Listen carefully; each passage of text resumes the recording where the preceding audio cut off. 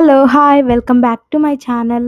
ఇవాళ హోలికా దహనం అంటే హోలీకి ముందు రోజు నైటు, పౌర్ణమి రోజు నైటున ఈ హోలికా దహనం అయితే చేస్తాము. మా ఊర్లో ఈ హోలీ పండుగ అయితే చాలా స్పెషల్. ఇలా ఈవినింగ్ కాగానే అందరి ఇంటి ముందున్న పిడకలైతే తీసుకువచ్చి హోలికా దహనం దగ్గర చేరుస్తారు. అండ్ ఈవినింగ్ 7కి అట్లా ఇలా డప్పు కొట్టుకుంటూ వెళ్ళి నిప్పు రావడానికి వెళ్తారు. యాక్చువల్‌గా చెప్పాలంటే కులానికొకరు ఇలా హోలికా దహనం చేస్తారు. వేరే వాళ్ళ దగ్గర నుంచి ఇలా నిప్పు తీసుకురావాలి. అందుకే ఆ పెద్ద కట్టెలు. వాళ్ళు ఊరికేనే నిప్పివ్వరు. వాళ్ళకి కొంచెం మర్యాదలు చేయాలి. ఆకు, వక్క, సున్నం ఇలా కొంచెం రెస్పెక్ట్ ఇస్తే అప్పుడు వాళ్ళ నిప్పయితే ఇస్తారు.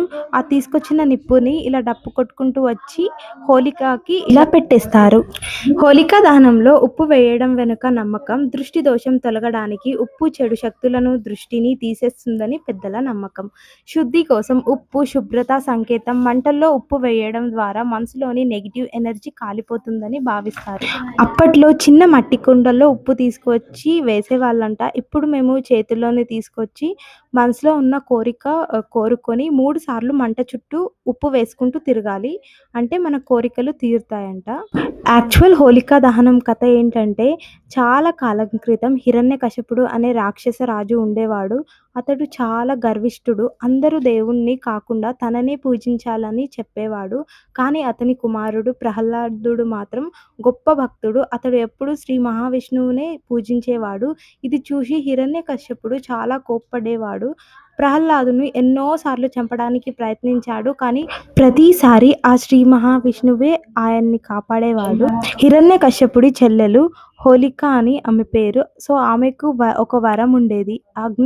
అగ్ని ఆమెని కాల్చలేదు. ఒకరోజు ఆమె ప్రహ్లాదుని ఒడిలో కూర్చోపెట్టుకొని మంటల్లో కూర్చుంది. కానీ ఆమె ఆ వరాన్ని చెడుకు ఉపయోగించింది. అందుకే ఆ వరం పనిచేయలేదు. ఆ హోలిక కాలిపోయింది. ప్రహ్లాదుడు మాత్రం విష్ణువు కృపతో సురక్షితంగా బయటపడ్డాడు. సో, హోలికా దహనం అంటే అర్థం మంచి ఎప్పుడు చెడుపై గెలుస్తుంది. భక్తి, నమ్మకం మనల్ని రక్షిస్తాయి. అహంకారం చివరికి నాశనమవుతుంది. అందుకే హోలికా దహనం రోజున మంటలు వెలిగి చెడు భావాలనన్నీ మనసులో నుంచి తొలగిస్తారు. ఈ మంటల వేడి మనకు తగిలితే మనలో ఉన్న చెడు భావాలన్నీ తొలగిపోతాయి. మనకున్న అనారోగ్య సమస్యలన్నీ పోయి మంచి ఆరోగ్యం లభిస్తుంది. ఇంకా ఈ చలికాలం పోయి వేసవి కాలం వచ్చిందని సంకేతం. ఈ మంటలు కొంచెం తగ్గాక ఇలా ఊర్లో ఉన్న వాళ్ళందరూ కలిసి నీళ్లు తీసుకొని హోలికా చుట్టూ ప్రదక్షిణలు చేస్తారు. ఇలా 3 లేదా 5 డప్పు కొట్టుకుంటూ ఇలా ప్రదక్షిణలు చేసిన తర్వాత నిప్పు కొంచెం కొంచెం చల్లబడుతున్నప్పుడు ప్రతి ఒక్కరు వాళ్ళ ఇంటికి ఇలా నిప్పు తీసుకువెళ్తారు. నిప్పు తీసుకువెళ్ళిన తర్వాత దాంతోటి ఇంట్లో దీపాలు పెట్టుకుంటారు. ఇక్కడ మా నాన్నగారు ఇట్లా నిప్పు తీసుకొచ్చారు. ఇప్పుడు దీనితోటి మంట చేసి ఇంట్లో దీపం పెట్టాలి. ఇంకా ఇందులోకి ఇలా శనగలు అండ్ కొబ్బరి కాల్చి తింటే మన పళ్ళు చాలా గట్టిగా ఉంటాయంట. ఇప్పుడు తీసుకొచ్చిన ఈ నిప్పు పైన నీళ్లు పోస్తే రేపటి వరకు అది బొగ్గైతది. సో, ఆ బొగ్గుతోటి మనం పళ్ళు తోముకుంటే పళ్ళు గట్టిగా ఉంటాయంట. మా వాళ్ళు అలా ఇలా ఎలానో చేసి మంట అయితే తెచ్చిండ్రు.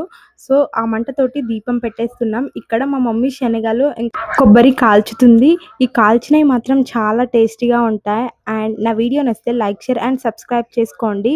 ఇంకా నెక్స్ట్ వచ్చే వీడియో అయితే చాలా బావుంటది. So, stay tune. బాయ్.